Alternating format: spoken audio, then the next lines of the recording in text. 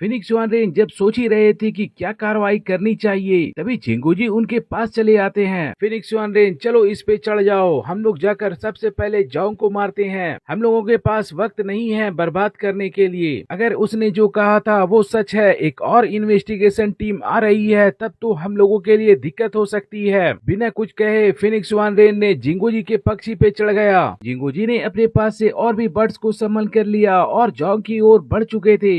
Investigation team के आने से पहले वे लोग जोंग को मारना चाहते थे, लेकिन जोंग को और ज्यादा गुस्सा आ चुका था क्योंकि उन्होंने देखा कि उनकी धमकियों का असर नहीं हुआ है। ठीक है, तो देखते हैं कौन हम में से ज्यादा क्रूर है। तुम्हें सच में ऐसा लगता है कि मैं गुस्सा करने वाला व्यक्ति नहीं हूँ? छोटे नियोन, अब तुम्हें साफ साफ देखना होगा कि मैं आगे क्या करने वाला हूँ। जोंग ने अपनी स्पीड को 20 गुना तक बढ़ा लिया। सटीक shooting, thunder strike, sniper rifle का ट्रिगर खींच दिया गया। गोली की तेज साउंड पूरे बैटलफील्ड में गूंज गई। उसका टारगेट सामने बैठी हुई मायूमी थी। बुलेट जैसे ही मायूमी के पास पहुंचने वाली थी, दूसरी तरफ सिमोनो को तो पहले से पता था कि ये शॉट आने वाली है। उसने अपनी घोस्ट एबिलिटी की मदद से सामने कई काले लिबादे पहने हुए लोगों को खड़ा कर दिया। ये सभी पपेट्स थे जो कि सिमोनो ने बनाई थी। ये सभी मरने से पहले म्यूटेंट्स थे। सिमोनो ने इन सभी के मस्तिष्क को खाली कर दिया। इन सभी को अपने पपेट के तौर पे इस्तेमाल कर रहे थे। बुलेट्स आकर उन सभी पपेट से जैसे ही टकराती है, 10 में से 5 पपेट्स को तो मौके पे ही गोली छेद कर आगे निकल जाती है। बुलेट्स काफी ज्यादा पावरफुल थी। 5 पपेट्स को और उसी लाइन पे खड़े कर दिए जाते हैं और फिर चौथी पपेट्स पे आकर गोली रुक जाती है। सिमोनो काफी शौक में था। ये काफी पावरफुल बुलेट है। एक बुलेट को रोकने के लिए उसके 8 पपेट को छेद दिया गया। इतने ही देर में जोंग के पास में बहुत सारे कौवे आ चुके थे। उसके स्पेस के अंदर जा रहे थे। ये तो अच्छी बात थी। जोंग ने अपने स्पेस को कई भागों में डिवाइड कर चुके थे।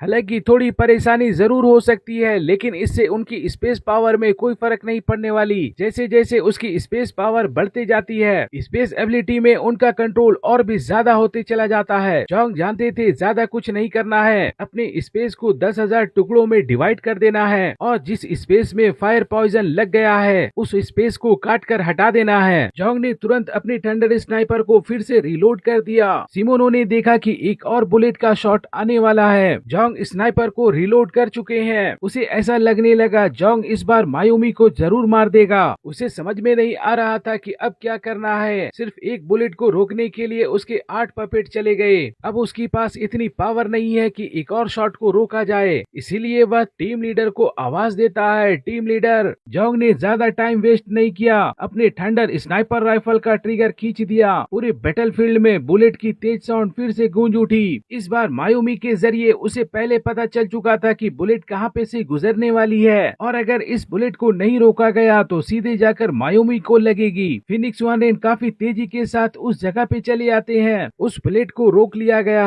बुलेट जाकर सीधे उसके छाती पे लगती है, जिसके वजह से फिनिक्स वानरेन घायल तो जरूर हो जाते हैं, लेकिन वह मरे नहीं थे। जोंग ने अपने स्नाइपर राइफल को फिर से फिनिक्स वानरेन के सर पे निशाना लगाया। ये तो जरूर है कि मैं तुझे कंट्रोल नहीं कर सकता, लेकिन मैं तुम्हारी कमजोरी को तो कंट्रोल कर ही सकता हूँ। फिनिक्स वानरेन को कुछ ठीक नहीं लग रहा था। उसे चक्कर आ रहे थे क्योंकि गोली तो उसकी छाती पे लगी थी, लेकिन वह मरा नहीं था और वह इस वक्त कमजोर भी नहीं हो सकता। इसलिए उसने डिसाइड किया अपने हाथों से अपने आप को मार देना है, ताकि दोबारा से जी उठने के बाद पहले जैसी पावर उनकी लौट आएगी। इसीलिए उन्होंने अपने आप को किल कर लिया। जोंग उनकी हरकतों को देखने के बाद कह रहे थे, क्या अफसोस की बात है, मैंने तो प्लान की थी तुम्हें बेहोश करने के लिए पावरफुल एनेस्थेटिक का इस्तेमाल करूं और फिर तुझे मैं सील कर दूं, लेकिन मुझे उम्मीद नहीं थी कि तू इतना ज्यादा सतर्क होगा और अपने आप की ही जान ले लेगा। मुझे ऐसा लगता है कि आप कुछ ज्यादा डरे हुए हैं। मेरे स्नाइपर राइफल से आपके पीछे वाला व्यक्ति जरूर मारा जाएगा।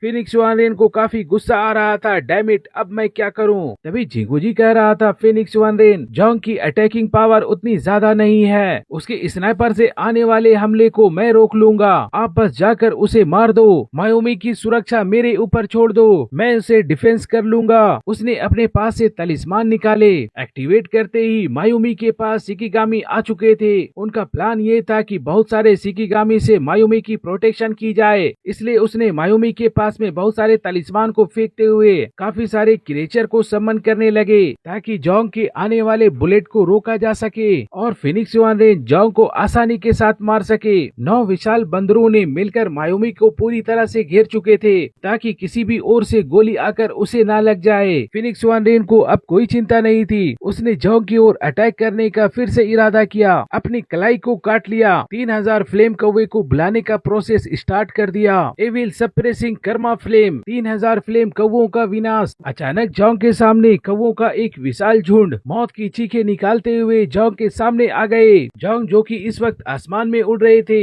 अब इतने सारे फ्लेम पॉइजन वाले कौवे को अपने स्पेस के अंदर रखना भी अच्छा नहीं था। इसलिए उसने अपनी आई टेक्निक का इस्तेमाल करने के बारे में सोचा। जोंग की आंखों में स्पेस पावर कंडेंस होने लगी। उसने तुरंत डिवाइन पावर कहा।